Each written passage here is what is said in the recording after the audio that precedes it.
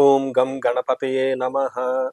స్వర్ణలక్ష్మి నమస్తే అస్తు. పరబ్రహ్మ స్వరూపిణి రాజ్యం దేహి ధనం దేహి సర్వకామాంచ దేహిని. స్వర్ణలక్ష్మి అమ్మవారు ప్రతి ఒక్కళ్ళకి రాజ్యాధికారాన్ని, ధనాన్ని, అనుకున్న కోరికలన్నీ నెరవేర్చే శక్తిని మనందరికి ఇవ్వాలని, వీటితో పాటు మనందరికీ పరబ్రహ్మ స్వరూపిణి కాబట్టి బ్రహ్మ జ్ఞానాన్ని కూడా ఇవ్వాలని మనం కోరుకుంటూ ముందుకెళ్దాం. ఈ వీడియో చూసిన ప్రతి ఒక్కళ్ళకి ధనము, రాజ్యము, అన్ని కోరికలు నెరవేరాలని చెప్పేసి నేను కోరుకుంటున్నాను. ఈ ఫిబ్రవరి మంత్లో 2026 సంవత్సరంలో కర్కాటక రాశి వారికి ఎలా ఉందో చూద్దాం. కర్కాటక రాశి కనుక చూసుకుంటే ఇది వీళ్ళకి ఒక సాదాసీదాగా వెళ్ళిపోతూ ఉంటుంది. పెద్ద ఒడిదుడుకులు కానివ్వండి, ఏలినాటి శని ఇలాంటి అలాంటి అయితే ఏమీ లేవు. చక్కగా ఉంది ఈ మధ్యకాలంలో. ఇందులో ఇలాంటి టైంలో ఫిబ్రవరి మంత్ చూసుకున్నా కానీ వీళ్ళకి చాలా అనుకూలంగా ఉంది. కొంచెం ఛాలెంజెస్ ఖచ్చితంగా ఉన్నాయి, అనుకూలంగా కూడా ఎక్కువగా ఉంది. పర్సంటేజ్ చూసుకుంటే ఒక 65 to 70% చాలా అనుకూలంగా ఉంది. కొన్ని విషయాల్లో మాత్రమే ఛాలెంజెస్ ఉన్నాయి. ఈ ఛాలెంజెస్ కనుక మీరు అర్థం చేసుకొని కొంచెం జాగ్రత్తగా ఉంటే ఈ మంత్ అంతా చాలా బాగుంటుందని గమనించుకోవాలి. ఫస్ట్ ఈ రాశిలో ఉన్న నక్షత్రాలు కనుక చూసుకుంటే మనకి పునర్వసు 4వ పాదము, పుష్యమి 1, 2, 3, 4 పాదాలు, ఆశ్లేష 1, 2, 3, 4 పాదాలంతా ఈ కర్కాటక రాశిలో ఉంటారు.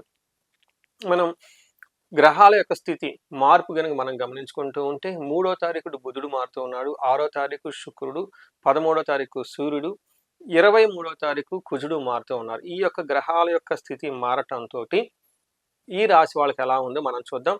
ఇందులో ఫస్ట్ ఏమని చెప్తారంటే మనకి సూక్ష్మ గోచారం, లఘు గోచారం కాన్సెప్ట్లో మన మహర్షులు పీడాం శోకం పుత్రార్థ లాభమాత్ సంపద అంటే వీళ్ళకి సంపదలు వచ్చే అవకాశం ఎక్కువగా ఉంటుంది. పుత్రులతోటి ధన ప్రవాహం చక్కగా ఉండే అవకాశం ఎక్కువ ఉంటుంది.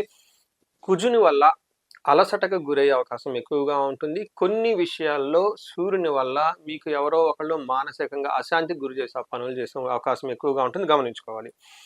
ఎలా విధంగా అంటే మీకు సూర్యుడు ఈ రాశి వాళ్ళకి 7వ స్థానంలో ఉండటంతో ఏమవుతుందంటే దుర్దోష శత్రు సంవాదో గమన వ్యధ దుఃఖవార్తాశ్రుతం చైవ అష్టమస్తే యథా రవి అని చెప్తారు.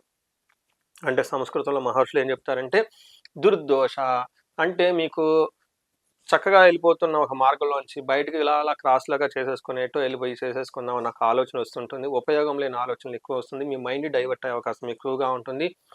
చెడు సమాసాలు పెట్టే అవకాశం ఎక్కువ ఉంటుంది. అంతేకాకుండా ఎక్కువగా అటు ఇటు తిరుగుతూ ఉంటే అంటే గమన వ్యధ ఏదైనా దూర ప్రయాణాలు చేసినా అనవసరంగా తిరిగినట్లు ఉంటుంది, కానీ ఉపయోగయుతం ఏముండదు. దుఃఖవార్తాశ్రుతం చైవ అంటే మిమ్మల్ని దుఃఖానికి కారణమైన వార్తలు వినే అవకాశం ఎక్కువగా ఉంటుంది, గమనించుకోవాలి.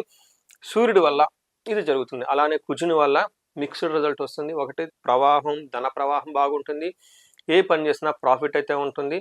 కానీ కొన్ని విషయాల్లో జాగ్రత్తగా ఉండటం ఎంతైనా అవసరం. అన్న వస్త్రాది రాహిత్యం సదా క్లేశ జీవనం బంధుభిహి అంటారు. అంటే సరైన అన్నాన్ని తినడానికి కూడా టైం లేకుండా చాలా మానసికంగా బాధలు పడుతూ ఏదో ఒక తినకూడని చెడు వార్త విని తద్వారా దుఃఖానికి గురయ్యే అవకాశం ఎక్కువ ఉంటుంది. కాబట్టి జాగ్రత్తగా ఉండాలి.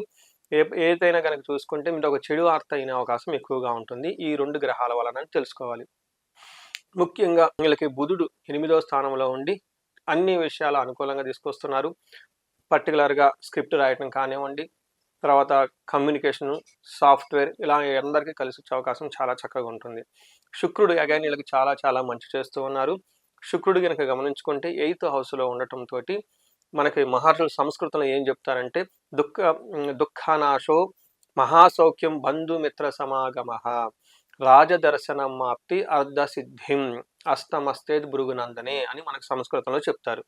దాని మీనింగ్ ఏంటంటే దుఃఖనాశ ఏదైనా విషయంలో మీరు కనుక దుఃఖం పడుతూ ఉంటే, బాధపడుతూ ఉంటే శుక్రుడు మిమ్మల్ని కాపాడి ఆ దుఃఖాన్ని నుంచి బయటపడేస్తూ ఉంటాడు.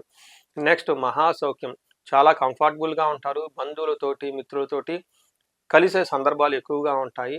అంతేకాకుండా హయ్యర్ అఫీషియల్స్ని కలిసి, గవర్నమెంట్ ఉన్నతాధికారులను కలిసి వాళ్ళకి రావాల్సిన ఆదాయం మీకు వచ్చి, వాళ్ళకి రావాల్సిన సహకారం మీకు వచ్చేసి అన్ని విధాల ముందుకెళ్ళే అవకాశం ఎక్కువ ఉంటుంది.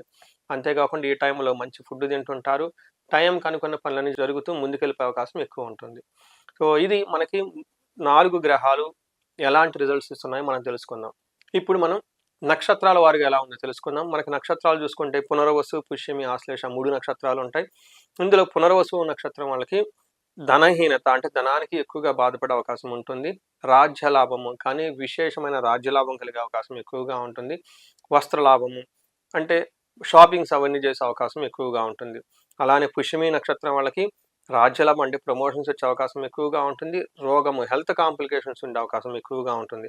ఆశ్లేష నక్షత్రం వాళ్ళకి ధనహీనత, రాజ్యలాభము, రోగము చూపిస్తుంది. అంటే ధనం లేకుండా ఉండటం, అలానే ప్రమోషన్స్ వచ్చే అవకాశం ఎక్కువగా ఉంటుంది. 10 మందిలో వీళ్ళకి కొంచెం గౌరవం, గుర్తింపు వచ్చే అవకాశం కూడా ఈ టైంలో ఎక్కువగా కనిపిస్తుంది ఈ నక్షత్రం వాళ్ళకి. చూశారు కదా, అన్ని 4 గ్రహాలు, నక్షత్రాలు ఇప్పటివరకు మనం ఎలా ఉందో చూసుకున్నాం.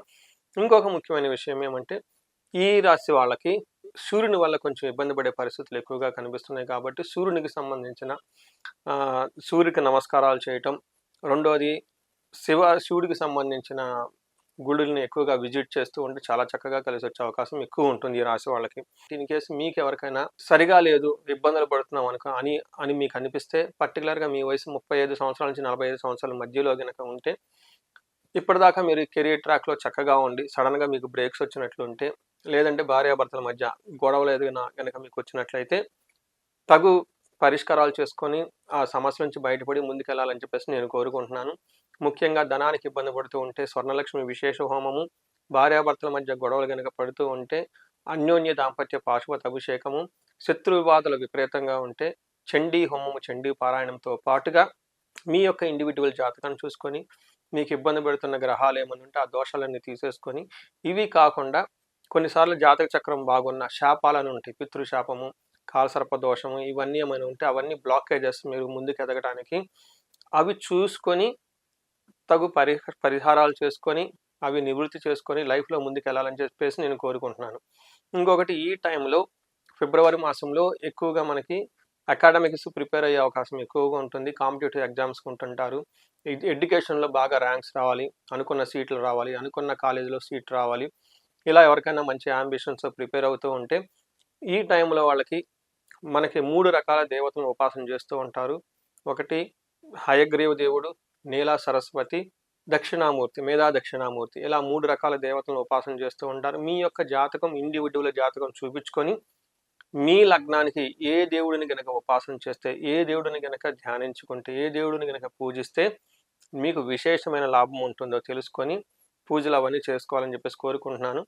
ప్రతి ఒక్కళ్ళకి అకాడమిక్స్లో బాగా పెర్ఫామ్ చేయాలి అని అనుకున్న వాళ్ళకి ఆ పర్టికులర్ మీ జాతకానికి అనుగుణంగా నిర్ణయించబడిన దేవతకి మంత్రజపం చేయించుకోవటం, పాశుపత అభిషేకాలు చేయించుకోవటం, హోమం చేయించుకోగలగాలి. ఇలా 3 గనక చేయించుకోగలిగితే అకాడమిక్స్లో బాగా ముందుకెళ్ళిపోయే అవకాశం ఎక్కువగా ఉంటుంది. ఉత్తీర్ణతో చక్కగా అనుకున్న సీట్లో ర్యాంక్ వచ్చే అవకాశం, అనుకున్న కాలేజీలో సీట్ వచ్చే అవకాశం ఎక్కువగా ఉంటుంది. సో ఈ ప్రకారంగా మీకున్న ఎలాంటి ఛాలెంజెస్ అయినా కనుక మీరు ఫీల్ అయ్యి ఉంటే ఒకసారి కన్సల్ట్ అయ్యి, కన్సల్టేషన్ తర్వాత రెమెడీస్ చేసుకుంటే అందులోంచి బయటపడిపోయే అవకాశం ఎక్కువగా ఉంటుంది. స్టూడెంట్స్ ఎవరైనా ఆస్పిరేషన్స్ ఉంటే మీ యొక్క అభిష్టానికి అనుగుణంగా చక్కగా రాగలిగే అవకాశం ఎక్కువగా ఉంటుంది. ఈ రాశి వాళ్ళకి అష్టైశ్వర్యాలు కలగాలని, భోగభాగ్యాలు కలగాలని చెప్పేసి నేను మనస్ఫూర్తిగా కోరుకుంటున్నాను. నమస్తే.